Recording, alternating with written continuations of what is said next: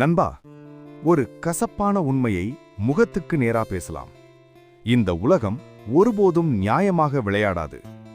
நீ எவ்வளவு நேர்மையானவனாக இருந்தாலும் சரி, யாரோ ஒருவன் உன்னை முதுகில் குத்த காத்துக்கொண்டே இருக்கிறான். நீ எவ்வளவுதான் திறமையை வளர்த்துக்கிட்டாலும் தகுதியே இல்லாத ஒருத்தன் உன் இடத்தை தட்டி பறிச்சிட்டு போவான். இதுதான் ரியாலிட்டி, இதுதான் நிதர்சனம்.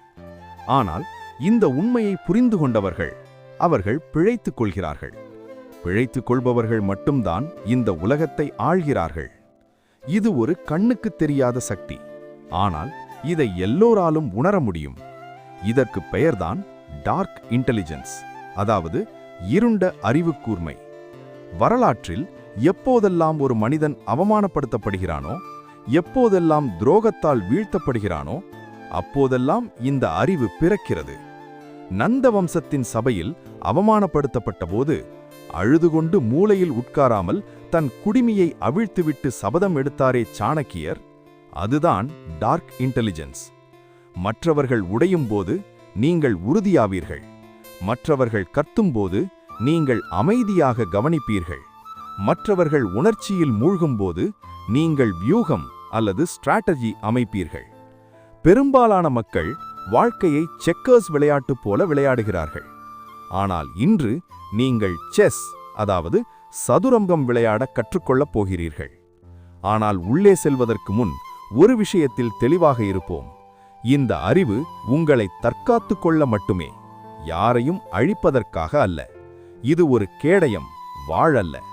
இந்த விளையாட்டை புரிந்து கொள்வதுதான் நோக்கம், வில்லனாக மாறுவது அல்ல. இன்று வெற்றியாளர்களை தோல்வியாளர்களிடமிருந்து பிரிக்கும் அந்த 6 உளவியல் ரகசியங்களை சாணக்கியரின் பார்வையில் பார்க்கப் போகிறோம். இப்போது கமெண்ட் செக்ஷனில் இந்த உறுதிமொழியை எழுதுங்கள். நான் உணர்ச்சி வசப்பட மாட்டேன், புத்திசாலித்தனமாக செயல்படுவேன். தயாரா? வாருங்கள். அதிகாரம் மிக்கவர்கள் உங்களுக்கு சொல்ல விரும்பாத அந்த ரகசியங்களை ஒவ்வொன்றாக திறப்போம். ரகசியம் 1, கால்குலேட்டட் ஒபாசிட்டி, அதாவது உங்களை பற்றிய விஷயங்களில் ஒரு தெளிவற்ற தன்மையை வைத்திருத்தல். நம்பர் 1, கால்குலேட்டட் ஒபாசிட்டி, அதாவது உங்களுடைய உண்மையான நோக்கங்கள் என்ன என்று நீங்கள் ஒருபோதும் முழுமையாக தெளிவாக காட்டக்கூடாது. எது தேவையோ அதை மட்டுமே காட்ட வேண்டும். மக்கள் உங்கள் கதையின் பாதியை மட்டும் தெரிந்து கொண்டால் மீதி பாதியை அவர்கள் தங்கள் கற்பனையால் நிரப்பிக்கொள்வார்கள்.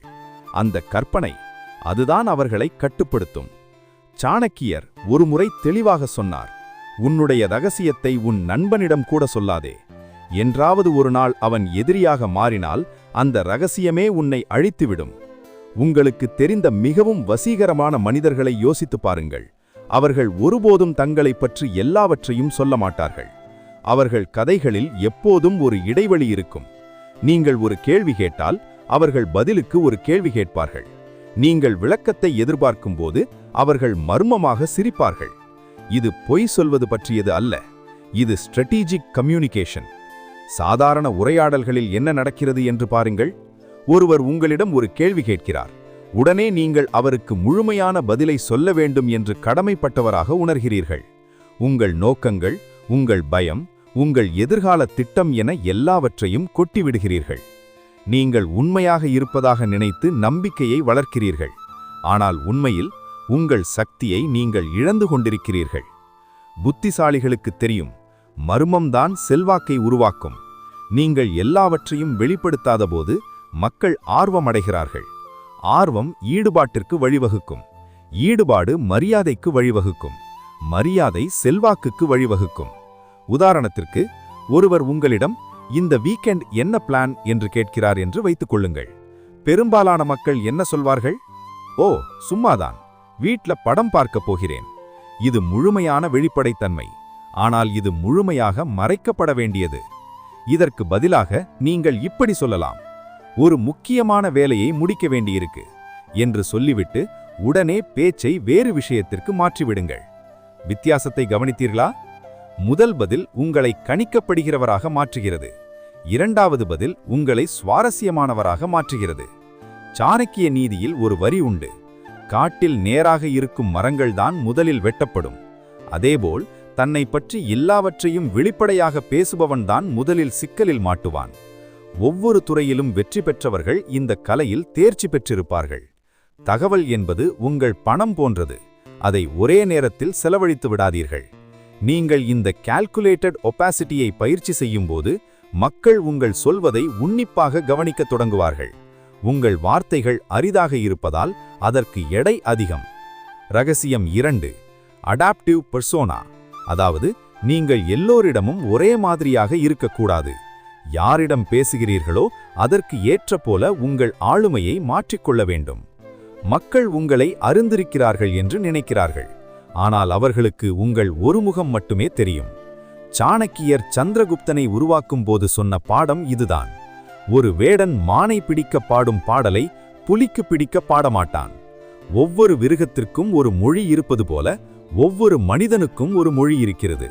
நண்பர்களே, இது போலியாக நடிப்பது பீயிங் ஃபேக் அல்ல, இது திறம்பட செயல்படுவது பீயிங் எஃபெக்டிவ். இதை நீங்கள் ஏற்கனவே இயல்பாக செய்கிறீர்கள். உங்கள் பாட்டியிடம் பேசும்போது இருக்கும் நீங்கள் உங்கள் நண்பர்களிடம் பேசும்போது இருப்பதில்லை. ஒரு வேலைக்கான இன்டர்வியூவில் இருக்கும் நீங்கள் ஒரு பார்ட்டியில் இருப்பதில்லை. இந்த அடாப்டிவ் பெர்சோனா என்பது அந்த இயல்பான விஷயத்தை திட்டமிட்டு செய்வது. நீங்கள் சந்திக்கும் ஒவ்வொரு நபருக்கும் ஒவ்வொரு விதமான மதிப்பு, ஒவ்வொரு விதமான பேச்சுபாலி இருக்கும். எல்லோரிடமும் ஒரே அப்ரோச் செய்தால் சிலருடன் மட்டுமே உங்களால் கனெக்ட் ஆக முடியும். பலரை இழந்து விடுவீர்கள். ஸ்மார்ட்டான மனிதர்கள் எதிரில் இருப்பவரை படிப்பார்கள். அதற்கு ஏற்ற போல தங்கள் பேச்சை மாற்றுவார்கள். எதிரில் இருப்பவர் ஒரு பகுத்தறிவாளரா? அவரிடம் புள்ளி விவரங்களை பேசுங்கள். அவர் ஒரு உணர்ச்சியாளரா? அவர் உணர்வுகளோடு பேசுங்கள். அவர் செயல் வீரரா? ஒரு விஷயம் எப்படி வேலை செய்யும் என்று காட்டுங்கள். அவர் லட்சியவாதியா? அவருக்கு ஒரு கனவை காட்டுங்கள். இது தந்திரமல்ல, இது கம்யூனிகேஷன் இன்டெலிஜென்ஸ். தண்ணீரை யோசித்து பாருங்கள். தண்ணீர் எந்த பாத்திரத்தில் இருக்கிறதோ அதன் வடிவத்தை எடுத்துக்கொள்ளும். ஆனால் அது எப்போதும் தன் தன்மையை இழக்காது. குவளையில் இருந்தாலும், பாட்டிலில் இருந்தாலும், ஏரியில் இருந்தாலும் அது தண்ணீர்தான். உங்கள் அடாப்டிவ் பெர்சோனா அப்படித்தான் வேலை செய்ய வேண்டும். சூழலுக்கு ஏற்ற போல உங்கள் வெளிப்பாட்டை மாற்றிக்கொள்ளுங்கள். ஆனால் உங்கள் கொள்கைகளை, உங்கள் கோர் வேல்யூஸ், அதை ஒருபோதும் மாற்றாதீர்கள். பலர் செய்யும் தவறு என்ன தெரியுமா? நான் நானாகத்தான் இருப்பேன் என்று சொல்லி எல்லா இடத்திலும் ஒரே மாதிரி நடந்து கொள்வது. சாணக்கியர் எதிரி நாட்டு அரசனிடம் பேசும் முறையும் தன் நாட்டு மக்களிடம் பேசும் முறையும் ஒன்றல்ல. இதை நீங்கள் கைவரப்பட்டால் யாருடனும் உங்களால் கனெக்ட் ஆக முடியும். மக்கள் உங்களுடன் இருக்கும்போது இவன் நம்மை புரிந்து கொள்கிறான் என்று உணர்வார்கள். ஏனெனில் நீங்கள் அவர்கள் மொழியில் பேசுகிறீர்கள். வைரம் போல இருங்கள். அதற்கு பல முகங்கள் உண்டு, பல கோணங்கள் உண்டு. ஆனால் அது ஒரே கல்தான், உறுதியானது. Secret 3. The principle of detachment. பற்றற்ற நிலை. நெரும்பு மனதை கட்டுப்படுத்தக்கூடிய முக்கியமான ஒரு யுக்தியை இப்போது பார்க்க போகிறோம். எந்த ஒரு உறவுக்கும், எமோஷனுக்கும், கருத்துக்கும் அடிமையாகாமல் இருப்பது. எதை இழக்க நீங்கள் பயப்படவில்லையோ அது உங்களை கட்டுப்படுத்த முடியாது. எது உங்களை கட்டி போட முடியாதோ அது உங்களை மேனிபுலேட் செய்யவும் முடியாது. சாணக்கியர் தெளிவாக சொன்னார், துன்பங்களின் வேர் பற்றுதலில் இருக்கிறது. யார் ஒருவன் பற்றில்லாமல் இருக்கிறானோ அவனுக்கு பயமில்லை. பயமில்லாதவனை யாராலும் வெல்ல முடியாது. டிட்டாச்மெண்ட் என்பது டார்க் இன்டெலிஜென்ஸில் தவறாக புரிந்து கொள்ளப்பட்ட ஒரு வார்த்தை.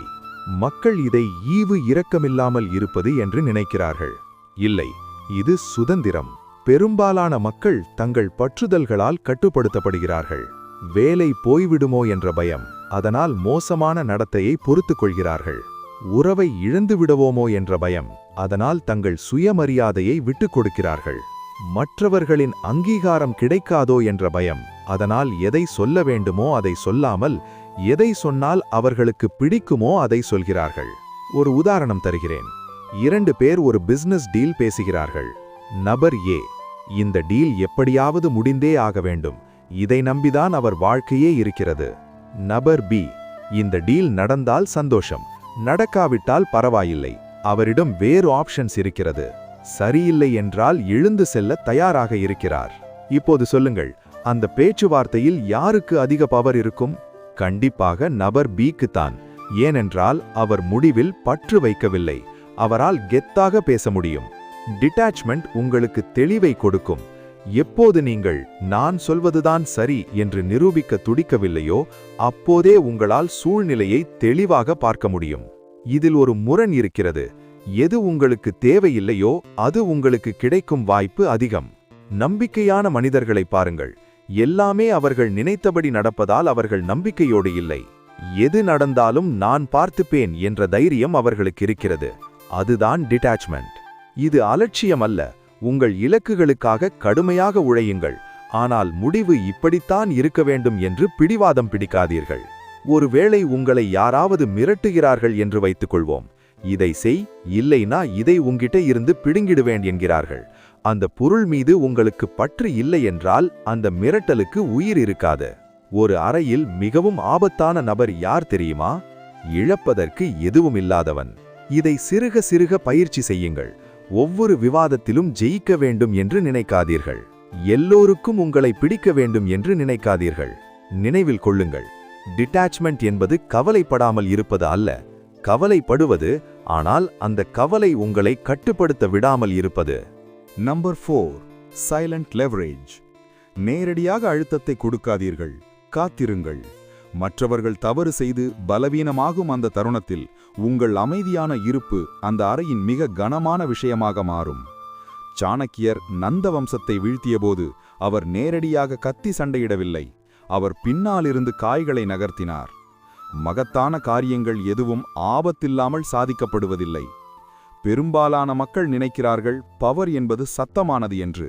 குரலை உயர்த்தி பேசுவது, கட்டளையிடுவது, தன் இஷ்டத்தை திணிப்பதுதான் பவர் என்று நினைக்கிறார்கள். அது அமைச்சூர்த்தனம், கற்றுக்குட்டிகள் செய்வது. உண்மையான அதிகாரம் கிசுகிசுக்கும். Real power whispers. Silent leverage என்பது ஒரு வார்த்தை கூட பேசாமல் செல்வாக்கை உருவாக்கும் கலை. நீங்கள் இருக்கும் விதம் அந்த சூழ்நிலையையே மாற்ற வேண்டும். இது எப்படி வேலை செய்கிறது?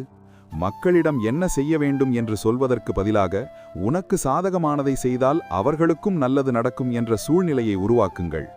அதிகாரத்திற்காக சண்டை போடுவதற்கு பதிலாக மக்கள் தாங்களாகவே வந்து உங்களிடம் அதிகாரத்தை கொடுக்கும்படி செய்யுங்கள். சில பிராக்டிக்கல் உதாரணங்களை பார்ப்போம். ஒரு உரையாடலில் சைலண்ட் லெவரேஜ் என்பது எப்போது நிறுத்த வேண்டும் என்று தெரிந்து கொள்வது. பலருக்கு அமைதி என்றாலே பயம். அதனால் எதையாவது பேசி அந்த அமைதியை நிரப்புவார்கள். அப்படி பேசும்போதுதான் உளறுவார்கள். அடுத்த முறை யாராவது உங்களிடம் ஒரு சங்கடமான கேள்வியை கேட்டால் உடனே பதில் சொல்லாதீர்கள். பாஸ், சிறிது இடைவெளி. அவர்களை யோசனையோடு பாருங்கள். அந்த அமைதி சில நொடிகள் நீடிக்கட்டும். பிறகு பதில் சொல்லுங்கள். உங்கள் பதிலுக்கு இப்போது எவ்வளவு வெயிட் இருக்கிறது என்று பாருங்கள். பேச்சுவார்த்தையில், நெகோசியேஷனில் உங்களிடம் வேறு ஆப்ஷன்ஸ் இருக்கிறது என்று எதிராளிக்கு தெரிந்தாலே போதும். நீங்கள் சொல்ல தேவையில்லை. நீங்கள் எழுந்து செல்ல தயார் என்பது தெரிந்தாலே அவர்கள் பணிந்து வருவார்கள். வேலை செய்யும் இடத்தில் நான் தான் பிரச்சனையை தீர்ப்பவன் என்று கூவிக்கொண்டிருக்காதீர்கள். தொடர்ந்து பிரச்சனைகளை தீர்த்து கொண்டே இருங்கள். ஒரு கட்டத்தில் நீங்கள் இல்லாமல் எதுவுமே நடக்காது என்ற நிலை வரும். இதற்கு பொறுமை மிக முக்கியம். உடனடி முடிவுகளை எதிர்பார்க்காதீர்கள். நீங்கள் நீண்டகால ஆதிக்கத்தை உருவாக்குகிறீர்கள். சாணக்கியர் சந்திரகுப்தனை அரியணையில் ஏற்ற பல வருடங்கள் காத்திருந்தார். அவர் விதைகளை ஊன்றினார். அது வளர காத்திருந்தார். நீங்கள் இதை மாஸ்டர் செய்தால் என்ன நடக்கும்? நீங்கள் சொல்லாமலே மக்கள் உங்களிடம் ஆலோசனை கேட்பார்கள். நீங்கள் கேட்காமலே மக்கள் உங்கள் அங்கீகாரத்தை எதிர்பார்ப்பார்கள். யாருக்கும் தெரியாமலேயே முடிவுகளை தீர்மானிக்கும் ஒரு அமைதியான சக்தியாக நீங்கள் மாறிவிடுவீர்கள். ஆனால் இதில் ஒரு தார்மீக கடமை இருக்கிறது. இதை வைத்து மக்களை ஏமாற்றாதீர்கள். எல்லோருக்கும் வெற்றி கிடைக்கும் சூழ்நிலையை உருவாக்குங்கள். Number 5, psychological echo. மக்களின் ஆழமான தேவைகளையும் பயங்களையும் அவர்களுக்கே பிரதிபலித்து காட்டுவது. நீங்கள் அவர்கள் மொழியில் பேசுவதாக அவர்கள் நினைப்பார்கள். ஆனால் உண்மையில் நீங்கள் அவர்களை புரிந்து கொண்டு அவர்கள் மீது ஆதிக்கம் செலுத்துகிறீர்கள். சாணக்கியர் எதிரி நாட்டு ஒற்றர்களை அன்பக்கம் இழுக்க அவர்களுக்கு என்ன தேவை என்பதை முதலில் அறிவார். பணமா, பதவியா, அங்கீகாரமா? அவர் சொல்வார், ஒரு வில்லாளி விடும் அம்பு ஒருவனை கொல்லலாம், கொல்லாமலும் போகலாம். ஆனால் ஒரு புத்திசாலி தீட்டும் திட்டம் கருவில் இருக்கும் எதிரியை கூட அழித்துவிடும். திட்டம் தீட்ட எதிராளியின் மனதை அறிய வேண்டும். சைக்கலாஜிக்கல் எக்கோ என்பது ஒரு கண்ணாடி, மிரர் போல மாறுவது. மக்கள் பொருட்களையோ சேவைகளையோ வாங்குவதில்லை. தங்கள் பிரச்சனைக்கான தீர்வையும் ஆசைகளுக்கான வடிகாலையும் தான் வாங்குகிறார்கள். இதை எப்படி செய்வது? நீங்கள் சந்திக்கும் ஒவ்வொரு மனிதரும் உங்களிடம் கேட்கும் 3 மௌனமான கேள்விகள் இவைதான். என்னை உனக்கு பார்க்க முடிகிறதா? Do you see me? என்னை உனக்கு புரிகிறதா? Do you understand me? எனக்கு நீ மதிப்பு கொடுக்கிறாயா? Do you value me? எப்போது உங்கள் வார்த்தைகள் மூலம் இந்த 3க்கும் ஆம் என்று பதில் சொல்கிறீர்களோ அங்கே ஒரு வலிமையான பிணைப்பு உருவாகும். சைக்கலாஜிக்கல் எக்கோ டெக்னிக் என்பது அவர்கள் சொல்வதை மட்டும் திரும்பச் சொல்வதல்ல, அவர்கள் சொல்ல வரும் அர்த்தத்தை திரும்பச் சொல்வது. உதாரணத்திற்கு, ஒருவர் எனக்கு இந்த வேலை வெறுப்பாயிருக்கு என்று சொல்கிறார். சாதாரண ஆட்கள் வேற வேலை தேடு மச்சான் என்பார்கள். ஆனால் நீங்கள் ஆழமாக கவனித்தால் அவர் வேலை தேடவில்லை, அவருக்கு அங்கே மரியாதை இல்லை என்று புரியும். நீங்கள் இப்படி சொல்லலாம், நீ உழைக்கிற அளவுக்கு அங்கே உன்னை மதிக்கலன்னு நினைக்கிறியா? அல்லது உன் திறமைக்கு சவாலான வேலை அங்கு இல்லைன்னு தோணுதா? இப்போது பாருங்கள், நீங்கள் அவருக்கு தீர்வு சொல்லவில்லை, அவர் மனதில் இருப்பதை அப்படியே பிரதிபலித்தீர்கள். உடனே அவர் ஆமாம் கரெக்டா சொன்னேன் என்பார். அங்கே நம்பிக்கை உருவாகும். யார் ஒருவர் தன்னை ஆழமாக புரிந்து வைத்திருக்கிறாரோ அவரை மக்கள் அதிகம் நம்புவார்கள்.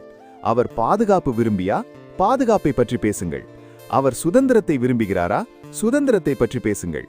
மெசேஜ் ஒன்றுதான், ஆனால் அதை வழங்கும் விதம் எதிராளிக்கு ஏற்றாற் போல் இருக்க வேண்டும். இதுதான் சாணக்கிய தந்திரத்தின் உச்சம். Number 6, ambiguous morality. நீங்கள் நல்லவரும் இல்லை, கெட்டவரும் இல்லை, நீங்கள் காரியத்தை முடிப்பவர். உண்மையான அதிகாரம் எப்போதும் கருப்பு வெள்ளையில் வராது. சில நேரங்களில் அது சாம்பல் நிறத்தில் இருக்கும். சாணக்கியர் இதை குதில நீதி என்பார். தர்மத்தை காக்க சில சமயங்களில் அதர்மமான வழிகளை பயன்படுத்துவதில் தவறில்லை. முள்ளை முள்ளால் தான் எடுக்க வேண்டும். இதுதான் டார்க் இன்டெலிஜென்ஸின் மிக சர்ச்சைக்குரிய பகுதி. இதை தெளிவாக புரிந்து கொள்ளுங்கள். ஆம்பிகுவஸ் மொராலிட்டி என்றால் தர்மமே இல்லாமல் இருப்பது என்று அர்த்தமல்ல. இதன் அர்த்தம் என்னவென்றால், ரியல் வேர்ல்ட் இஸ் காம்ப்ளெக்ஸ். நிஜ உலகம் சிக்கலானது. சில நேரங்களில் குறுகிய காலத்தில் நல்லது செய்வது நீண்ட காலத்தில் பெரிய ஆபத்தை உண்டாக்கும். சில நேரங்களில் ஓவராக நல்லவனாக இருப்பது கெட்ட நடத்தையை ஊக்குவித்துவிடும். சில நேரங்களில் பலரை காப்பாற்ற கடினமான முடிவுகளை எடுக்க வேண்டி வரும். ஒரு உதாரணம், நீங்கள் ஒரு லீடர். உங்கள் டீமில் ஒருவன் தொடர்ந்து பொய் சொல்கிறான், மற்றவர்களை ஏமாற்றுகிறான். நல்லவனாக இருக்க வேண்டுமென்றால் அவனுக்கு இன்னொரு வாய்ப்பு கொடுக்கலாம். ஆனால் சாணக்கிய சிந்தனை உள்ள ஒருவன் என்ன செய்வான் தெரியுமா? பலரை காப்பாற்ற அந்த ஒருவனை நீக்குவான். அது பார்ப்பதற்கு கொடூரமாக தெரியலாம், ஆனால் அதுதான் பிராக்மேட்டிக் எத்திக்ஸ், நடைமுறை தர்மம். இன்னொரு உதாரணம், உங்கள் நண்பர் ஒரு நச்சு உறவில் சிக்கியிருக்கிறார். அவருக்கு ஆறுதல் சொல்வது நல்ல விஷயம். ஆனால் உண்மையை முகத்தில் அடித்தாற்போல் சொல்லி, இது உனக்கு செட் ஆகாது, வெளியே வா என்று சொல்வது தற்காலிகமாக அவரை காயப்படுத்தலாம். ஆனால் அதுதான் அவருக்கு செய்யும் உண்மையான உதவி. தோற்றத்தை பார்க்காதீர்கள், விளைவுகளை பாருங்கள். நான் நல்லவனா தெரிகிறேனா என்று யோசிக்காதீர்கள். எது சிறந்த முடிவை தரும் என்று யோசியுங்கள். நண்பர்களே, இந்த 6 ரகசியங்களும் இன்று முதல் உங்கள் ஆயுதங்கள். உலகம் உங்களை ஏமாற்ற பார்க்கும், உங்களை உணர்ச்சி வசப்பட வைக்கும். ஆனால் இப்போது உங்களுக்கு தெரியும். மர்மமாக இருங்கள், சூழலுக்கேற்ப மாறுங்கள், பற்றற்று இருங்கள், அமைதியாக ஆளுங்கள், மனதை படியுங்கள், நடைமுறை யதார்த்தத்தை புரிந்து கொள்ளுங்கள். செஸ் போர்ட் தயாராக இருக்கிறது. காய்களை நகர்த்த வேண்டியது நீங்கள்தான். நீங்கள் ஒரு விக்டிமாக இருக்கப் போகிறீர்களா அல்லது ஒரு விக்டர், வெற்றியாளனாக இருக்கப் போகிறீர்களா? இந்த வீடியோ உங்களுக்குள் ஒரு மாற்றத்தை விதைத்திருந்தால் கமெண்டில் I am a strategist என்று பதிவிடுங்கள். இது போன்ற ஆழமான உளவியல் மற்றும் வாழ்க்கை பாடங்களுக்கு நம் சேனலை சப்ஸ்கிரைப் செய்யுங்கள். சிந்தித்து செயல்படுங்கள். அடுத்த வீடியோவில் சந்திப்போம்.